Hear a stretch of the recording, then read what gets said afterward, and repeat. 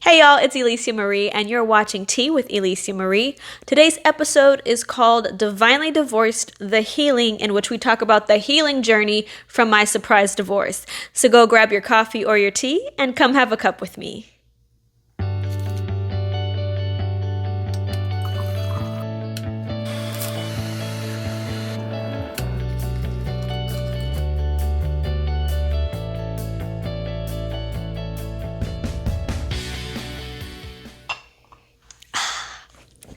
All right, y'all, welcome back. And like I said before, we're going to be talking about the healing portion of my divorce, the healing journey from my divorce. And going back to what my pastor said in the previous episodes about God not being a God of good enough, and sometimes he'll remove you from situations, I do want to clarify why God removed me, or I believe God removed me from the situation.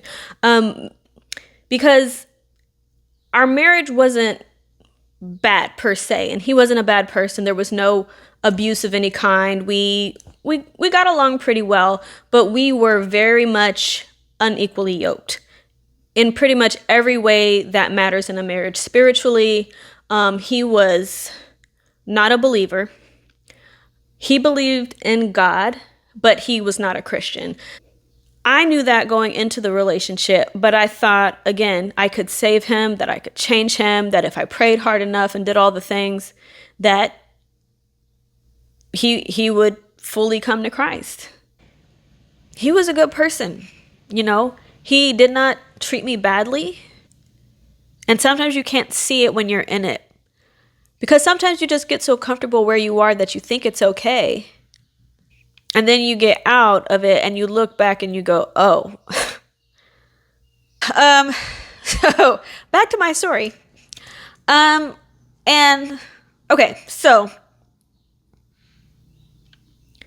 like I said before, I was fully praying and believing for God up until the moment that the divorce decree went through. And once I moved out, I moved into my own place, and now it's like I'm living alone for the very first time in my whole life, because I'd always lived with my family, either my parents or my husband, or the year that I lived in LA, I had 2 roommates. This is my first time being 100% completely alone.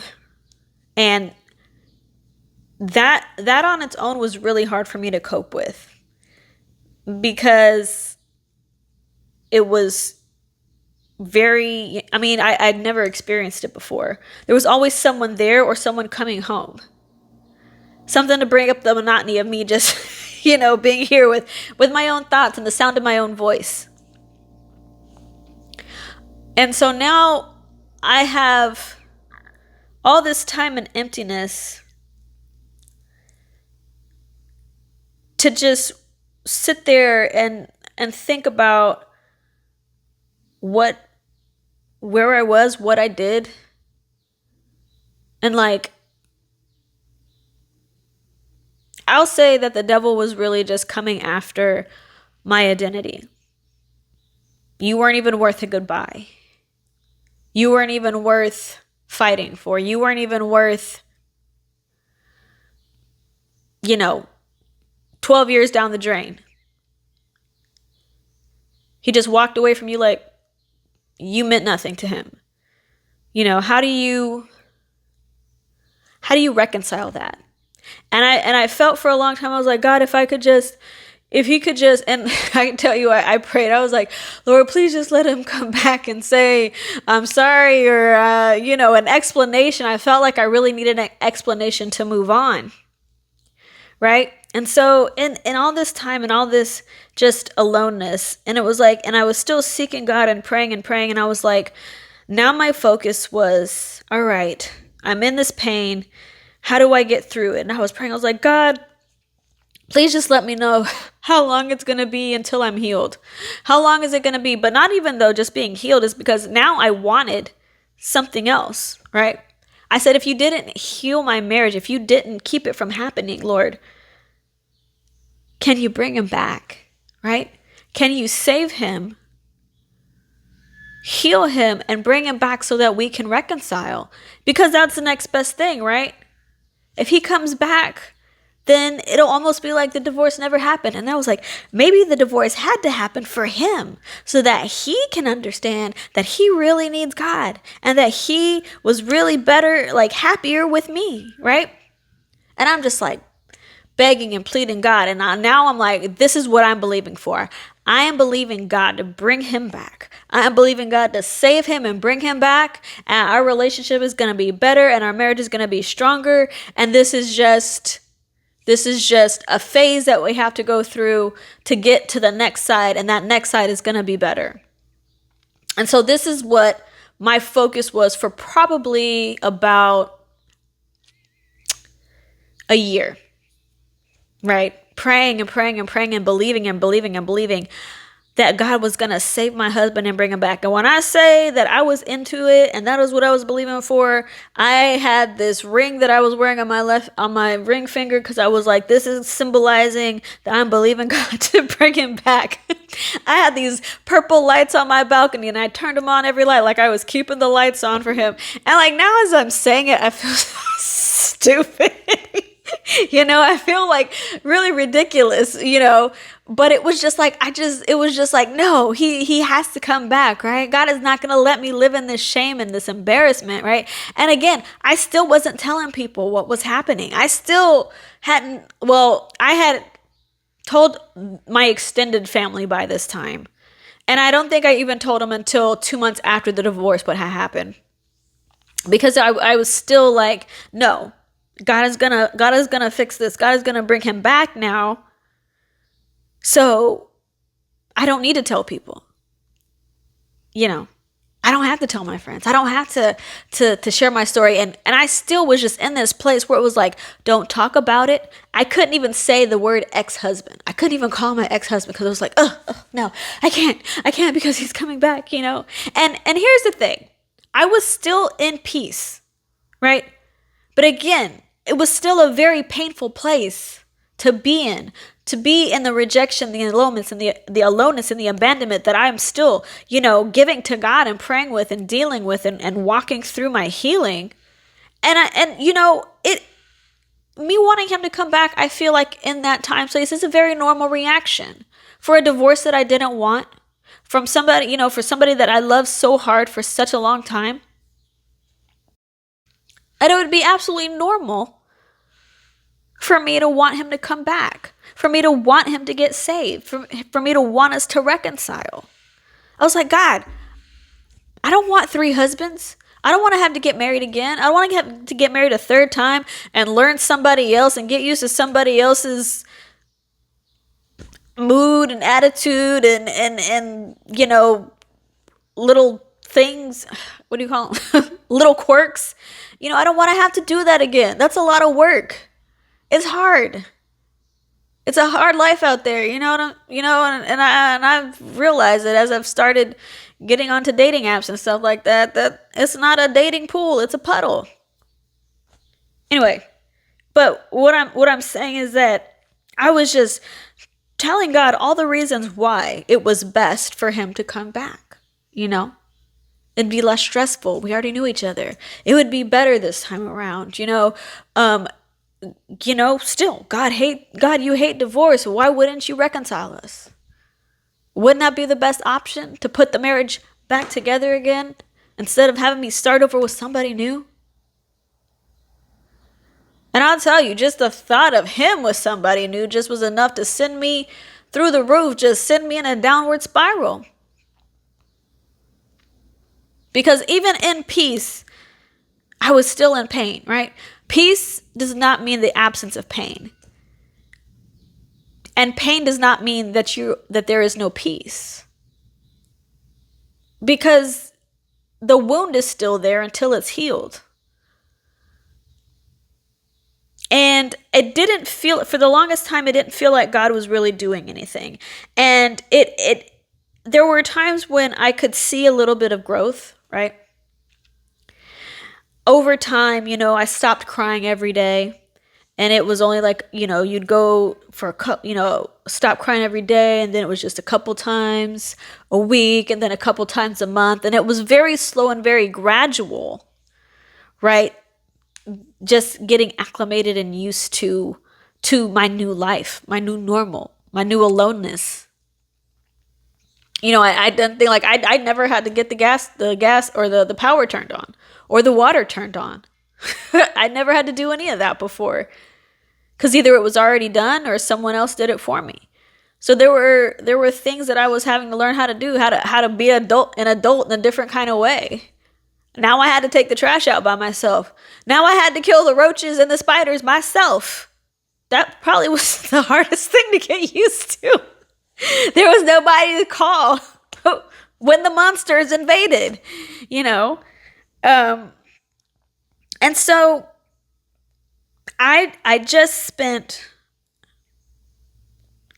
as much time as I could, in praise and worship and prayer, because that was really the only thing at that time keeping me grounded, keeping me, from just absolutely spinning out. I knew that God was going to work all things together for my good. But again, when you don't know how and you don't know when, and it's just like there is no light at the end of the tunnel, because you don't know how long the valley of the shadow of death is going to last. He's with you. He's there holding your hand, but you still have to go through it. You still have to walk through the darkness. And the darkness, it's not fun, Again, we're not promised a life of no pain. He just promises that he's going to take us through it. And that whatever happens at the end of it is going to be better than what it was before. Now, I will tell you that how I kind of gauged my healing process. So the law firm that represented him in the divorce was kind of like on this main street, and it was right at a stoplight. So when I had to go down the street, every time I drove past it, I would just start crying. And I would just be like, I hate you, you stupid law firm, you destroyed my life. Even though I know they're just doing their job. They never even met me. They would, nobody from that office even knows me. And I'm like, I understood logically that they were just doing what they were supposed to do. But emotionally, they helped ruin my life. Does it make sense? No, it doesn't. But when you are in pain and you are hurting, you have some irrational thoughts. So like I said, I would drive past, I would start crying, I would start cursing. Yes, because I am human. I'm not going to lie and act like I'm all Miss Perfect, because I'm not. And over time, I slowly, very slowly got to a point where I could drive past and not cry. I could drive past and not curse and shake my fist or give him the finger, right? I got to that point, and it was such a relief. It was like, oh my gosh, God, I see what you're doing. I see what you've done, because now you've brought me to this place where I can look at this thing that caused me so much pain and be okay with it. And when I say I was deep in worship, there were songs that I was just listening to on repeat. And they were all like songs about faith. I think there was a lot of CeCe Winans. Oh, what is that song? All my life you've been faithful, right? Great is thy faithfulness by Maverick City. And then It Is Well With My Soul. Like these songs were like on repeat, and these were just songs about his faithfulness and goodness that I was just listening to. And that's all I would do, is listen to worship music. And it was just like, also because I was listening to songs about faith, because I was desperately and believing with my whole heart that he was going to bring him back. Right? And I'm not saying that was a bad thought to have, a bad prayer to have, I feel like, again, it was very normal to have a prayer like that. I was holding on to Romans 4:18 through 21. I was holding on to, every verse in the Bible that was like, speak these things as that are not as if they were. God's word cannot return void. God is not a man that he should lie, nor the son of man that he should repent. If you ask anything in my name, he'll do it. These were my verses that I was desperately just holding on to and holding on to. And I remember lying in bed one day and I was like, God, when are you going to bring him back? Because it just hurts so much. And if you could just bring him back, if you could just bring him back, I wouldn't be in so much pain. I wouldn't be dealing with all this embarrassment and shame. And I read this verse in the Bible. God, I can't remember if I was just randomly reading or I heard it, but there's a verse in the Bible that says that God will not share his glory with anything else. God is not going to share glory. God is a jealous God, and nobody's going to get the praise but him. And so I sat there and I was thinking about this verse and I was like, okay, now I know why God isn't bringing him back or hasn't brought him back. Because, here's the thing. I was getting into a lot of that kingdom spouse movement and marriage restoration and stuff. And there was a couple of people that I was following, and they were just like, if God says it's your person, you just keep holding on and praying and praying and praying and all the steps and on this, that, and the third. And I was just like, really just like eating this stuff up. I was like, yes, yes, yes. I believe it. I believe it. I believe it. And then the girl was sitting there and she was like, saying how like one of her clients had been waiting for her husband for 8 years. And I was like, excusez-moi, s'il vous plaît. 8 years? Your husband walked away and has been dillying and dallying all over the city for 8 years. And at that point, I was like, I don't know. I had to sit there and go, God, is that really you? Because I was like, I don't know that I could wait that long. I don't know that I would want to wait that long. And I had to ask myself, would God really ask me to put myself on hold for this person for an unlimited amount of time? I'm not saying that he wouldn't. Right? I mean, Abraham waited for his son to be born for 20 something years. But at the same time, that was a direct promise from God. God himself said, this is what I'm going to do for you. Now, sometimes when we want something so bad, we can think that we hear God say it. Did God really tell you that he was going to bring this person back and you're going to just have to wait for that person to come back? I'm not here to tell you yes or no. I'm just telling you that I had to think about some things. And this is not to, if you are in that space, that place, and you believe that God told you to wait for somebody, I'm not here to tell you not to. All I'm going to say is I hope you have a lot of confirmations. Like, I would need some confirmations, like a lot, to make sure that this is really what God told you and not just you loving that person so much and wanting them to come back because you just want that person back. And so when I read that verse, I was like, if he were to come back right now, the pain would stop because he was back, not because God healed me.